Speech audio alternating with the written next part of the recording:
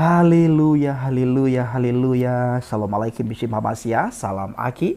Aku kabarkan Injil keselamatan. Bapak Ibu kasih Tuhan, ketemu lagi dengan saya Evangelis Avraham Effendi Usman. Bagaimana kabar Bapak Ibu semua? Tentu luar biasa. Yes. Wow, kita itu sangat istimewa. Nah, saudaraku yang kasih Tuhan, para pencinta channel Injil Habaget, sudah lama sekali tidak ada kabar mengenai Bapak Agustan, seorang mualaf ya, seorang mualaf Bapak Agustan, di mana kita melihat di saat beliau sehat, beliau sangat gencar sekali mengolok-olok akan iman kekristenan, Alkitab, menghina Tuhan Yesus dan sebagainya. Bahkan beliau pernah mengancam Bapak Pendeta Rizky Lubis, dan juga beliau juga pernah mengancam Bang Andre Tunggal. Nah, saudaraku, ketika kita melihat keadaan Pak Agustan, itu sangat memprihatinkan. Badannya kurus kering, mengalami sakit. Beliau seolah-olah tak berdaya. Kalau kita lihat wajahnya letih, lesu, segala macam keletihan, beban itu tergambar di wajah Bapak Agustan. Nah, kalau kita lihat ke belakang, beberapa waktu yang lalu beliau pernah menentang Tuhan Yesus, dikarenakan beliau emosi ketika melihat channelnya Bang Tamparagi. Ketika melihat video yang ditampilkan oleh Bang Tamparagi, lalu Pak Agustan emosi, timbul emosi Pak Agustan. Setelah itu beliau buat tandingan seolah-olah, lalu beliau menentang Tuhan Yesus Kristus. Beliau berkata, saya ingin mencobai, saya ingin mengetes apakah Yesus itu benar-benar Tuhan. Saya akan kentutin Alkitab. Lalu benar-benar dia ambil Alkitab, dia taruh di pantatnya, lalu tidak lama kemudian keluar suara kentut. Apakah itu kentut yang dibuat-buat atau kentut beneran? Itu terserah dia. Yang jelas ada hal yang sangat tidak terpuji yang dilakukan oleh Bapak Agustan. Dan setelah Bapak Agustan kentutin Alkitab, selang 1 hari dan hari berikutnya beliau mengalami sakit kritis. Parah sekali sakitnya. Dan tidak lama berselang masih ada kabar dan kita sering melihat beliau di media sosial. Tetapi sudah menjelang 2 bulan, 3 bulan, 4 bulan berikutnya, tidak pernah ada lagi kabar tentang Pak Agustan. Dan hari-hari ini kita melihat di media sosial, keadaan Pak Agustan begitu memprihatinkan. Ini semua karena apa? Karena ulah diri beliau sendiri, Bapak Ibu. Yang pertama, beliau menentang Tuhan, sekalipun itu bukan azab dari Tuhan. Tetapi mulut kita yang congkak itu ketika mengatakan, aku ingin mencobai Tuhan. Apalagi firman yang dia kentutin. Tuhan tidak akan membiarkan orang mempermainkan firman-Nya. Sudah menghina, mengolok-ngolok, mencaci maki, firman Tuhan diambil, dikentutin oleh Pak Agustan. Langsung dia mengalami hal yang sangat mengerikan. Dan ini saya berharap bisa jadi pelajaran bagi para pencemooh, pengejek, penista, dan orang-orang yang menghina akan iman kekristenan. Kalau Anda sudah tidak senang, ya sudah. Ya, Anda sudah keluar dari kekristenan, Anda sudah menyangkal iman percaya Anda kepada Yesus, ya Anda belajarlah terhadap agama yang baru saja Anda anut. Tekunin, taati, benar-benar pelajari, benar-benar belajar tentang Islam yang rahmatan lil alamin. Islam yang bisa dilihat oleh semua orang bahwa Islam itu adalah Islam, agama yang benar-benar membawa dampak yang positif, benar-benar membawa rahmatan lil alamin bagi orang lain. Jangan gara-gara kita satu orang, agama kita dihina, dicaci maki, diolok-olok.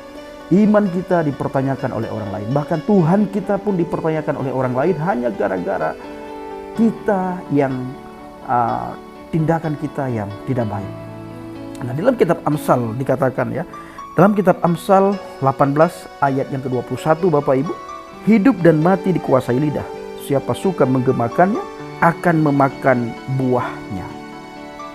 Hidup dan mati dikuasai lidah. Ya, hidup dan mati dikuasai lidah. Siapa suka menggemakannya akan memakan buahnya. Ada istilah lidahmu itu adalah harimaumu.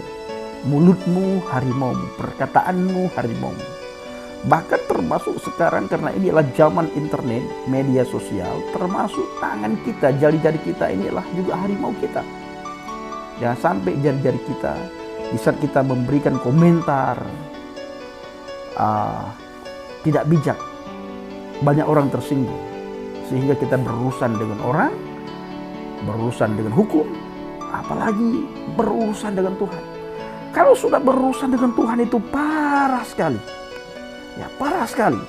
Apa yang dilakukan oleh Pak Agustan itu hal yang sangat tidak wajar. Benar-benar hal yang sangat tidak wajar. Hal yang sangat membuat Tuhan murka sekali melihat orang yang menentang firman-Nya. Bukan saja menentang seperti saya katakan tadi. Alkitab diambil, ditaruh di pantatnya lalu dikentutin. Walaupun beberapa lama kemudian dia memberikan klarifikasi, tetapi klarifikasi yang konyol yang dia berikan. Kita ingin flashback lagi ke belakang. Saudara pasti ingat bagaimana Ahmad Dedet. Dan tidak ada orang yang tidak tahu tentang Ahmad Dedet. Kenapa dia mengalami sakit yang begitu lama, penderitaan yang begitu panjang, sampai-sampai dokter pun angkat tangan. Tidak ada satu rumah sakit pun di dunia ini yang bisa menyembuhkan sakit yang dialami oleh Ahmad Dedet. Bahkan tidak ada satupun dokter spesialis yang bisa memprediksi sakit apa yang dialami, yang diderita oleh Ahmad Dedet. Setelah dia menghina Roh Kudus, tidak lama kemudian dia mengalami sakit. Tahunan dia tidak bisa bicara. Dia tidak bisa berbuat apapun. Dia lumpuh, hanya terbaring di tempat tidur. Penderitaan yang begitu panjang. Dan tidak lama kemudian meninggal. Tetapi sebelum beliau meninggal, penderitaan yang sangat luar biasa, azab yang sangat luar biasa yang dialami oleh seorang Ahmad Dedet. Sakit yang sangat berkepanjangan, penderitaan yang luar biasa yang dialami oleh Ahmad Dedet. Jangan sampai hal ini dialami oleh Bapak Agustan. Nah, kita berdoa saudaraku, ketika kita melihat Pak Agustan, terunyuh hati kita. Kita juga sedih sekalipun iman kita dihina, dicaci maki, diolok-olok oleh dia. Dia menentang semua orang Kristen, menentang semua pendeta. Dan sangat benci terhadap Bang Andre Tunggal, sangat benci terhadap Pak Rizky Lubis. Tetapi kita hari-hari ini ketika melihat kondisi beliau, kita mengampuni dan kita ikut berdoa buat Pak Agustan supaya beliau cepat sehat, pulih kembali, bisa beraktivitas kembali. Lebih-lebih lagi beliau bisa bertobat.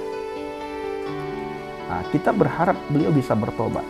Kita tidak berharap beliau bisa kembali ke Kristenan. Karena bagi saya kalau ketika saya melihat dalam keadaan Pak Agustan, tidak mungkin beliau bisa bertobat, menerima kembali Yesus Al-Masih sebagai Tuhan dan Juru Selamat. Itu tidak mungkin. Benar-benar tidak mungkin kalau kita melihat aktivitas beliau di media sosial, caci maki, hinaan, olok-olokan beliau terhadap Alkitab dan Roh Kudus. Itu tidak akan membuat beliau kembali lagi kepada kekristenan, kepada Kristus. Tidak akan Bapak Ibu. Karena beliau sudah benar-benar menghina Roh Kudus. Tidak ada ampun. Ya, tapi setidaknya yang saya maksud adalah bertobat di sini bukan saja beliau kembali kepada Alkitab, beliau kembali kepada Yesus ya, tetapi beliau tidak melakukan lagi kesalahan. Beliau mengakui setiap kesalahannya.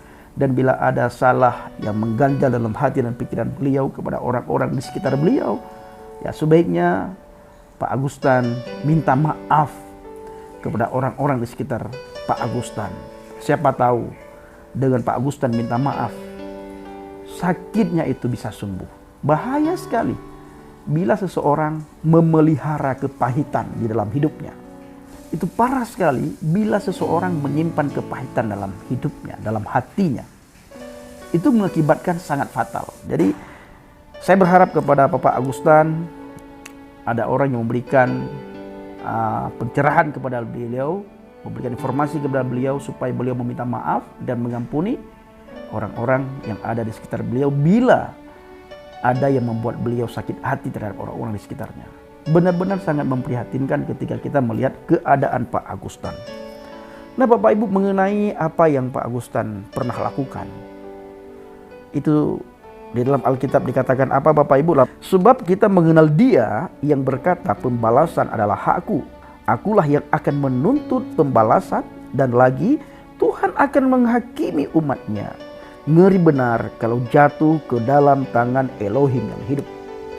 Pembalasan itu adalah haknya Tuhan. Apalagi Pak Agustan itu bukan berurusan dengan kita saja Bapak Ibu, tetapi berurusan dengan Tuhan sendiri. Alkitab dia ambil, ditaruh di pantatnya, dikentutin. Itu sudah benar-benar menentang Tuhan.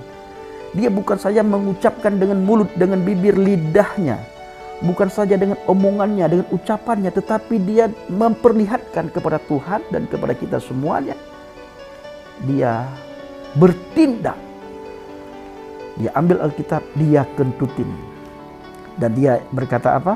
Aku ingin lihat, benarkah Yesus itu Tuhan? Aku ingin melihat apakah aku benar-benar diazab oleh Dia atau tidak. Jadi ngeri sekali kita manusia yang tidak berdaya menentang Tuhan dan meminta azab Tuhan. Siapa kita? Sudah menyangkal Dia, menentang Dia lagi, menghina lagi.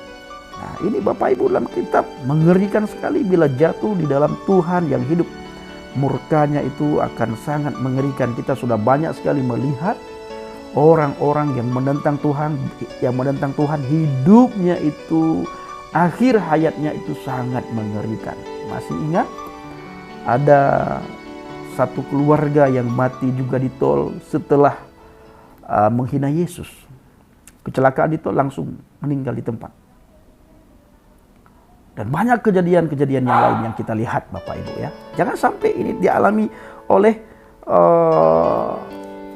orang-orang lain, oleh penghujat-penghujat lain, oleh penghina-penghina lain. Lalu kita melihat di dalam kitab Amsal 20 ayat 22. Dalam kitab Amsal 20 ayat 22 di situ dikatakan, janganlah engkau berkata aku akan membalas kejahatan, nantikanlah Tuhan, Ia akan menyelamatkan engkau. Ia akan menyelamatkan engkau. Nah ini saudaraku perlu sekali diperhatikan oleh para penghujat. Dan ini benar-benar jadi pelajaran bagi para penghujat agar tidak mengulangi bila dia selama ini menghujat, tidak lagi menghujat.